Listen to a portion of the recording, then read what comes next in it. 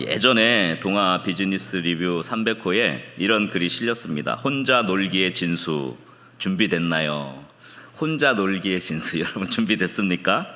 그 글에서 혼자 놀기가 사회에 팽만했지만 그러나 치열하게 협력하는 공동체가 살아남는다는 이야기를 하는 것입니다. 예전에 오래전에 한 개그맨이 혼자 놀기의 진수를 보여주지 그러면서 어차피 혼자 사는 세상 친구가 무슨 소용이냐면서 혼자 노는 걸 가지고 사람들을 웃겼던 그런 일들이 있습니다. 혼자 놀기는 갈수록 심화되어져 가고 있죠. 요즘 아이들도 친구들끼리 같이 모여서 놀지 않고 따로 자기 집에 떨어져서 뭐 합니까? 게임하면서 혼자 놀면서 그 인터넷상에서 그 가상 공간상에서 만나기도 하고, 심지어는 친구끼리 만났는데요, 같은 집에 놀러 왔어요. 방에 있는데 같이 놀러 왔으면 둘이 같이 놀아야 되잖아요. 근데 각각 따로 할 일들을 하고 있다는 거예요. 그러니까 참 요즘 이렇게 같이 뭘 한다는 게 쉽지 않은 것 같습니다.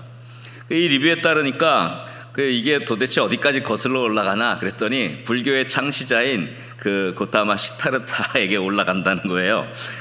그 시타르타가 태어나면서 이런 얘기를 했다 그러죠. 천상천하 유아 독존, 하늘 위 하늘 아래에 오직 나만 홀로 존재한다. 물론 그게 자기 자신이 홀로 존재도 얘기지만 인간은 본래 스스로 고독하게 살아가는 존재다, 그런 뜻이라고도 합니다. 그래서 불교 수행법에서는 유독히 혼자 수행하는 게 많아요.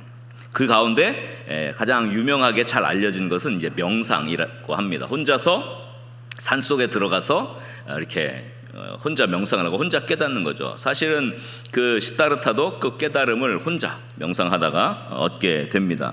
그래서 불교계의 어떤 옛날 고승은 벽만 보고 10몇 년 동안을 벽만 보고 수행했다고 하는 그런 기록도 있습니다. 그래서 어쨌거나 이렇게 홀로 수행하는 방법이 멋있어 보였는지 들로산으로 절로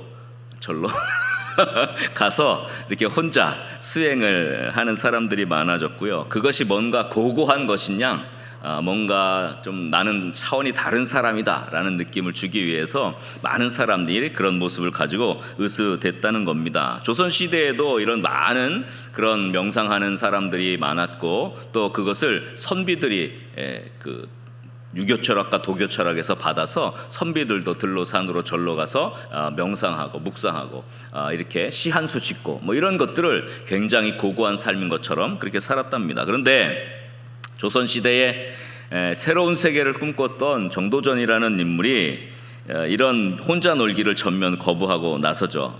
그 사람이 한 이야기가 있습니다. 세상 모든 사람이 명상하겠다고 절에 들어가서 가만히 앉아 있다고 치자. 그러면 소는 누가 키워? 이렇게 얘기했답니다.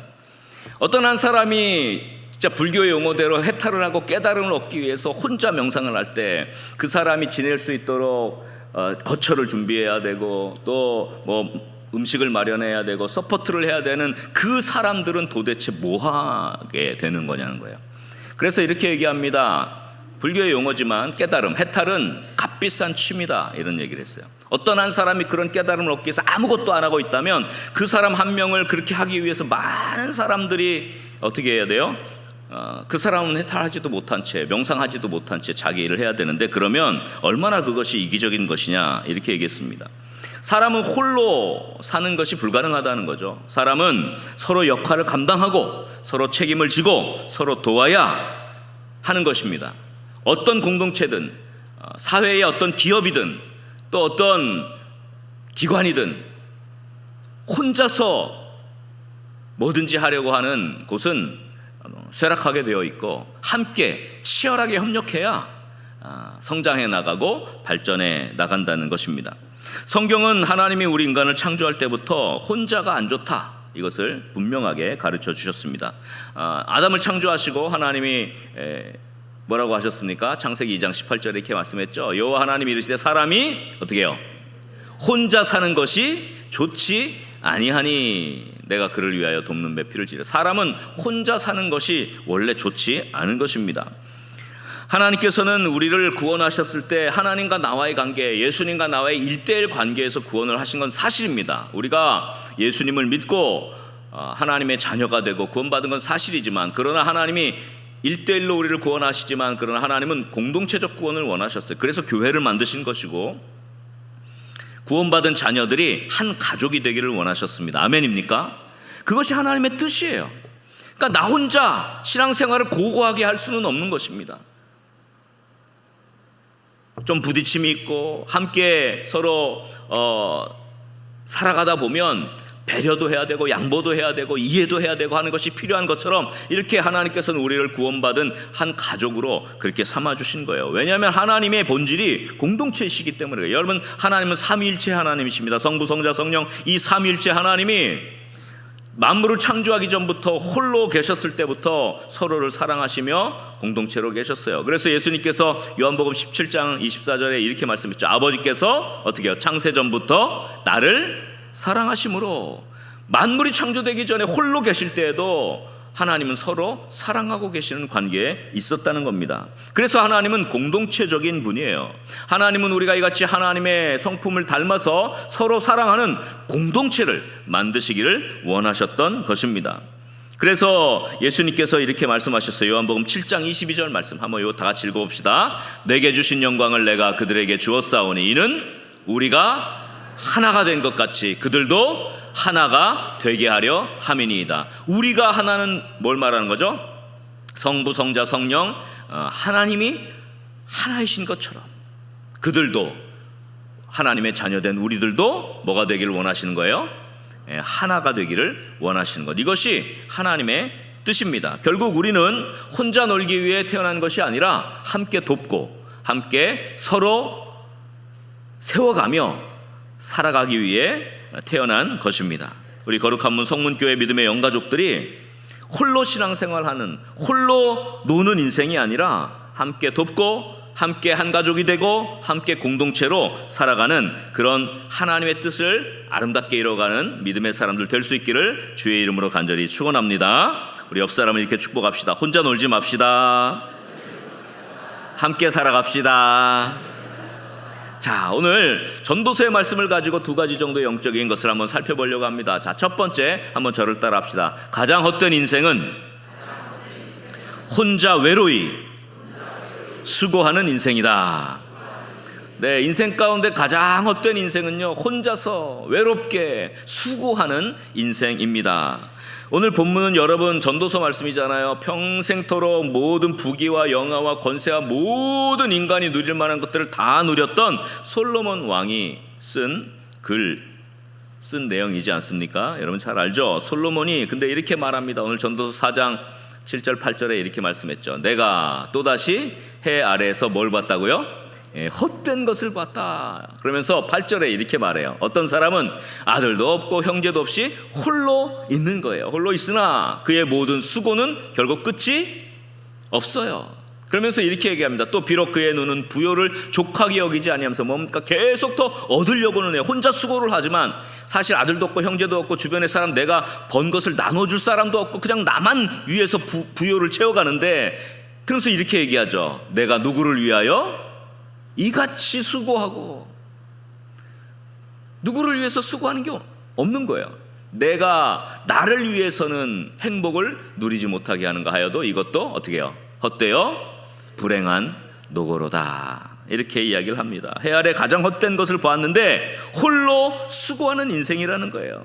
수고하고 열심히 돈을 벌고 부유함을 얻으려고 노력하지만 그 수고가 사랑하는 누구를 위해 쓰여지지 않을 때 가장 허무하다는 거예요. 자기를 위해서 아무리 채우고 자기를 위해서 써도 허전하고 허무한 것이 인생이라는 겁니다. 여러분, 우리의 인생이 수고하는 데는 그 값어치가 있어야 되는 거예요.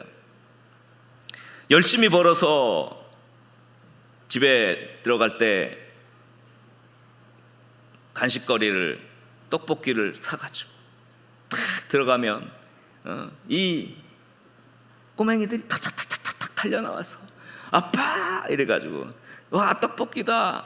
이럴 때 이걸 산 재미가 있는 거지.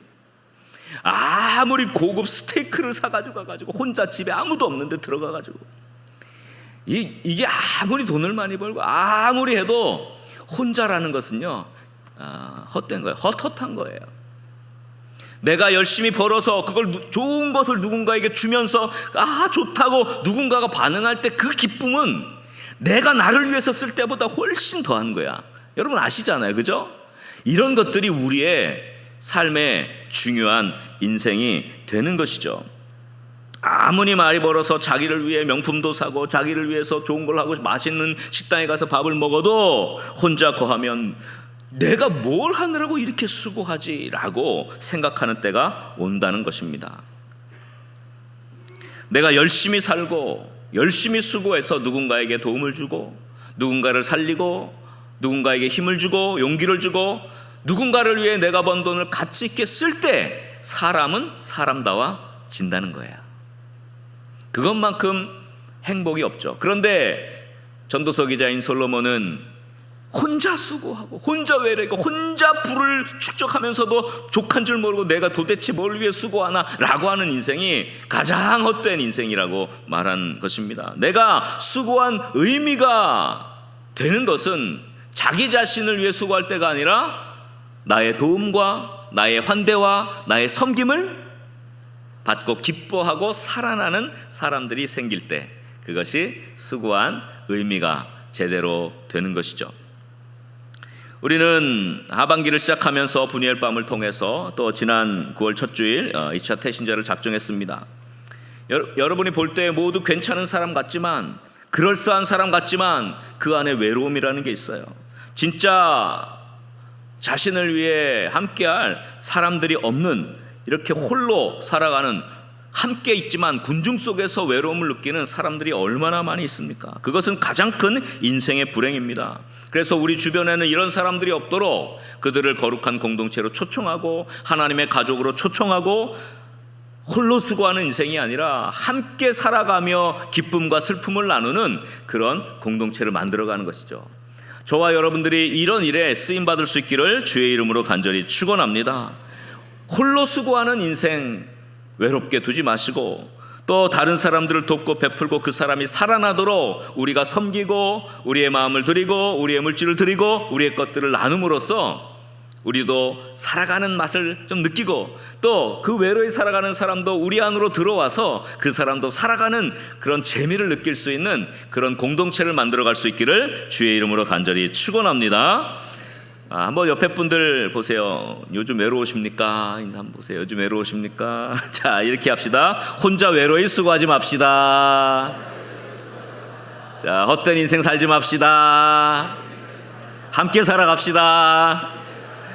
할렐루야. 그래서 우리 거룩한 문 성문교회에 홀로 외로이 신앙하는 생활하는 사람 없도록 또 내 주변에 외로움 가운데 헛헛한 마음을 가지고 살아가는 사람들이 없도록 그들을 초청하고 또 우리도 그 안에서 하나 될 수 있는 그런 축복의 공동체가 되기를 주의 이름으로 간절히 축원합니다. 자, 두 번째 한번 저를 따라 합시다. 치열하게 협력할 때, 다시 한번 치열하게 협력할 때 좋은 상을 얻게 된다. 오늘 본문에서 솔로몬 왕은 이렇게 말씀을 합니다. 9절에 이어서 이렇게 말씀하죠. 두 사람이 한 사람보다 나음은 그들이 뭐예요? 수고함으로 뭘 얻어요? 좋은 상을 얻을 것임이라. 그렇게 말씀했어요. 오늘 설교의 제목도 두 사람이 한 사람보다 나음은 했어요. 그들이 수고하면 좋은 상을 얻게 된다는 것입니다. 10절에 보니까 또 이렇게 얘기했어요. 혹시 그들이 넘어지면 하나가 그 동물을 붙들어 일으키려니와 홀로 있어 넘어지고 붙들어 일으킬 자가 없는 자에게는 뭐가 있다고요?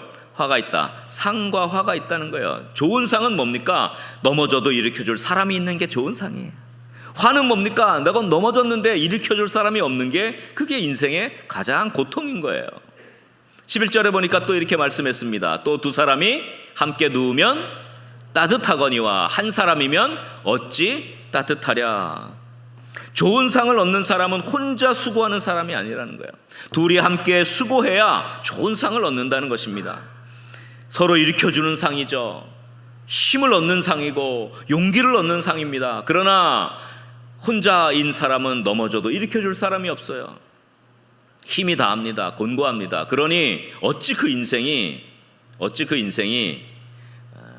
좋은 상을 얻을 수 있겠습니까? 성경 그것을 화라고 말씀을 하고 있는 것이죠.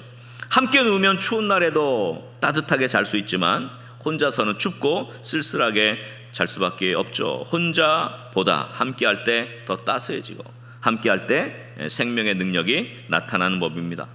까마귀는 우리나라에서는 흉조로 여겨지지만 서구 사회에서는 까마귀는 지혜의 상징으로 또 길조로 여겨집니다.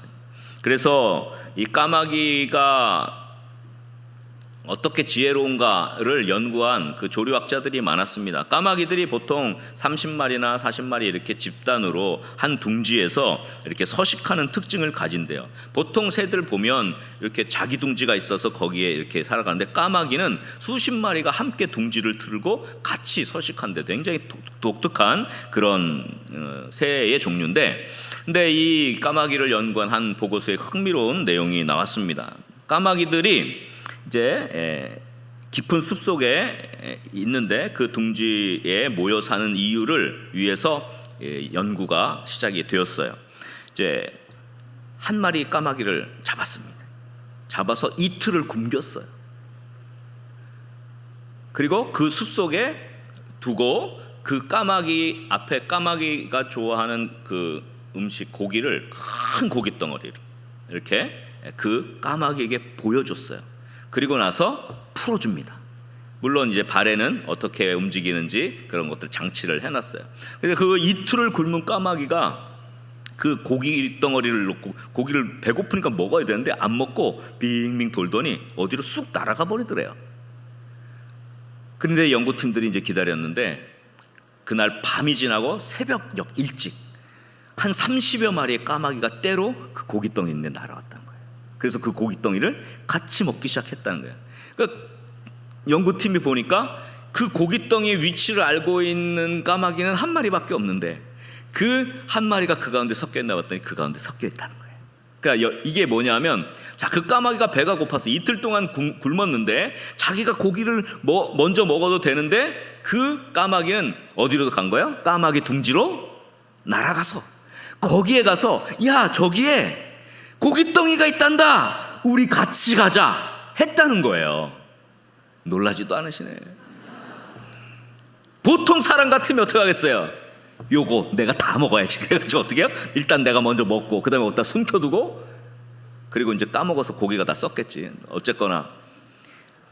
근데 이 까마귀는 자기 배고픔보다는 동료가 더 중요해요. 가가지고 거기에 가서 소리를 내서 고기 있는 위치를 알려서 같이 와서 그 고기를 먹었다는 거예요. 와, 놀랍지 않습니까? 여러분, 이게 왜 가능합니까? 까마귀의 지혜는 함께 할 때 더 생존율이 높다는 걸 알기 때문이에요. 여러분 보세요. 그 독립적 개체가 2개의 눈을 가지고 먹이를 찾는 게 빠르겠습니까? 한 30마리가 60개의 눈을 가지고 먹이를 찾는 게 빠르겠어요? 60개의 눈을 가지고 찾는 게 빠르죠. 오늘 내가 못 찾아도 다른 동료가 찾으면 같이 먹을 수 있는 거예요. 이것이 까마귀의 생존력을 높이는 굉장히 중요한 지혜가 된다는 것입니다. 그래서 까마귀가 자기만 알고 있는 고깃덩이를 독차지하지 않고 동료들에게 함께 나눠준 이유는 혼자 할 때보다 함께 할 때 생존율의 확률이 더 높아지는 것을 까마귀가 알고 있기 때문에 그런 것이죠. 이러한 생존 방식은 혼자 애쓰며 살아남으려고 하는 다른 동물들보다 까마귀를 더 생존하도록 만드는 거예요. 오늘 내가 찾은 것을 나눠주면 내일은 내가 찾지 못해도 다른 동료들이 나를 먹여줄 것이기 때문에. 그래서 까마귀들이 이렇게 집단으로 둥지를 틀고 서식하는 이유를 조류학자들은 정보 공유, 생존 능력을 높이는 가장 지혜로운 모습이다 이렇게 봅니다. 그래서 이스라엘의 유명한 동물학자 아모츠 자합이라는 사람이 1973년에 이 까마귀의 행태를 발견하고 연구서를 냈는데 세계적으로 굉장히 유명한 그런 동물 연구가 되었습니다. 이렇게 까마귀 둥지의 교훈으로 많은 인류의 기업들이 이와 비슷한 모임을 만들었어요. 여러분, 구글이나 애플이나 마이크로소프트 같은 세계적인 회사들은 회사 내에서 자유롭게 모여서 토론하고 정보를 공유할 수 있는 그런 공간을 만듭니다. 카페 같은 걸 만들어요. 그래서 사무실이 사무실 같지 않고 마치 카페예요. 그냥 가서 앉아서 커피 마시고 그러면서 거기에서 놀라운 창의적인 게 나온다는 거예요.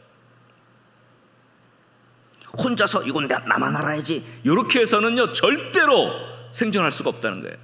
자기가 갖고 있는 것을 나누고 또 나누면서 거기서 시너지가 나서 그 전체적인 공동체가 성장해 갈 수 있다는 겁니다. 실제로 IBM 같은 회사는 아예 부서를 만들었어요. 까마귀 둥지, 크로스 네스트라는 까마귀 둥지라는 아예 부서를 만들어 버렸어요. 그래서 거기에 모든 그 탁월한 브레인들이 자주 모여서 거기서 정보를 나누고 세계적인 정세가 어떻게 되는지, 기업 환경은 어떻게 변하는지, 고객과 시장이 어떻게 변화되고 있는지, 기업의 발전과 생존을 위해서 뭐가 필요한지를 지속적으로 거기서 나눈다는 거예요. 그래서 거기서 기가 막힌 아이디어들이 나오고 그 다음 단계로 이렇게 나아간다는 것입니다. 여러분, 혼자서 하는 것보다 여럿이 함께 하는 것이 훨씬 좋은 결과를 가져옵니다. 여러분, 혼자 수고하는 인생보다 함께 수고하며 나누는 인생이 훨씬 좋은 결실을 거두게 되는 줄 믿으시기 바랍니다. 여러분, 인생의 좋은 상은요 함께 할 때 얻어지는 거예요. 혼자서 쓰러지고 넘어졌는데 일으켜줄 사람이 없다면 그 인생은 아무리 좋은 것을 많이 얻었고 아무리 부를 얻었다 할지라도 헛된 인생일 것입니다. 오늘 본문의 마지막 구절은 이렇게 말씀하죠. 우리 전도서 4장 12절이죠. 한번 같이 읽어보겠습니다. 자, 한 사람이면 패하겠거니와 두 사람이면 맞설 수 있나니 세 겹줄은 쉽게 끊어지지 아니하느니라. 아멘입니까? 여러분의 삶은 어떻습니까? 저와 여러분의 삶은 홀로 노는 삶입니까? 아니면 이렇게 함께 할 수 있는 삶입니까? 혼자서 살려고 애쓰고 수고하는 인생은 아닌지 살펴봅시다. 넘어져도 일으켜줄 사람이 하나도 없다면 그 수고가 무슨 의미가 있겠습니까? 같이 누워 따스한 온기를 나눌 사람이 없이 추운 인생의 방 한 구석에서 외로이 누워 잠을 청한다면 얼마나 인생의 마지막이 외롭고 쓸쓸하겠습니까? 혼자서 고군분투하는 사람들을 우리는 내버려 두지 말아야 합니다. 또 함께 해줄 사람이 필요한 이 시대를 살아가고 있는데 우리가 함께 해줄 사람이 스스로 또 되어야 할 것입니다. 아멘입니까? 교회도 마찬가지예요. 교회도 우리가 먼저 일으켜줄 때, 우리가 먼저 다가갈 때, 혼자 두지 않을 때 그 교회도 살아나게 될 것입니다. 주님이 기뻐하시는 영혼 구원 사명을 감당하는 교회가 되는 것이죠. 여러분의 주변을 살펴보십시오. 혹은 나 자신도 그럴 수 있습니다. 서로가 서로에게 따스함을 줄 수 있는, 서로가 서로에게 함께 살아갈 수 있는 영적인 지혜와 영적인 좋은 안목들을 나눠줄 수 있기를 주의 이름으로 간절히 축원합니다. 이제 9월달 계속해서 우리 10월 중순까지 영가족 축제를 준비합니다. 대신자를 초청합니다. 외롭게 혼자 애쓰고 있는 사람이 있다면 그 사람을 내버려 두지 마십시오. 다가가십시오. 손을 내밀어 주십시오. 혹시 힘들어 넘어져 있다면 일으켜 세워 주십시오. 그래서 우리가 하나님의 뜻을 이뤄가는 삶이 될 수 있기를 주의 이름으로 간절히 축원합니다. 또 우리도 그렇다면 때로는 넘어질 때 누군가가 나를 일으켜 주지 않겠습니까? 이렇게 함께 살아가는 것이죠. 그 정도면 잘 산 인생이라고 할 것입니다. 교회의 부흥도 성장도 마찬가지입니다. 혼자 신앙생활하는 사람이 많은 교회는 고착화되고 성장하지 않습니다. 함께 돕고 치열하게 협력하는 교회가 성장하고 부흥하는 것입니다. 교회에 여러 부서들이 있어요. 올해부터는 홀리 패밀리 그룹이 생겨서 우리 웨이브부터 시작해서 브릿지, 그 다음에 그레이스, 글로리아, 원투, 포에버 어르신 잘 모이시니까 이렇게 되었지만 각 부서별로 또 모이기도 하지만 그러나 치열하게 협력해야 돼요. 서로를 도와야 돼요. 너네는 너네 일이니까 너네가 알아서. 교회 안에서 너네 일 내 일이 어디 있습니까? 교회 안에서 그런 걸 따지기 시작하면 부흥이 일어나지 않아요. 우리가 서로 뭘 도와줄까? 저 부서가 뭐가 필요하지? 우리는 뭘 도와주지? 이렇게 해야 우리 부서도 성장하는 거예요. 여러분, 주일학교에 어린이 부서부터 청년까지 있지만 다 마찬가지예요. 다 자기 부서가 귀하죠. 그러니까 자기만 생각하면 전체적으로 볼 때는 성장하지가 않아요. 그 부서만 괜찮다고 교회의 전체적인 밸런스가 맞지 않으면 손만 따뜻하게 한다고 됩니까? 발이랑 온몸이 얼어 있는데 손만 따뜻하면 됩니까? 온몸이 망가지면 나중에 손도 망가지는 거예요. 똑같습니다. 교회는 한 몸 된 공동체잖아요. 그러니까 서로가 서로에게 필요가 뭔지. 여러분, 그래서 제일 중요한 게 뭔지 아세요?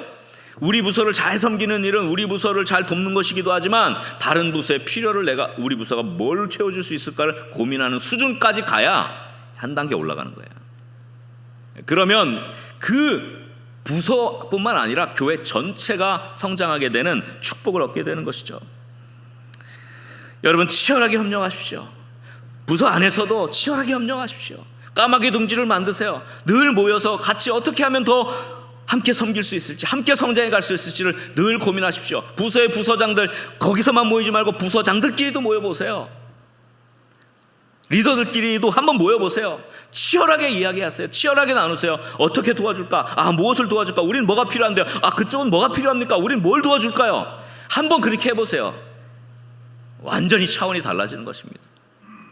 개별적으로 우리의 삶 속에 한 영혼 한 영혼을 주께 이끌어가는 영혼구원의 역사뿐만 아니라 우리 교회 내에서도 이런 치열한 협력이 좋은 상을 얻게 할 것입니다.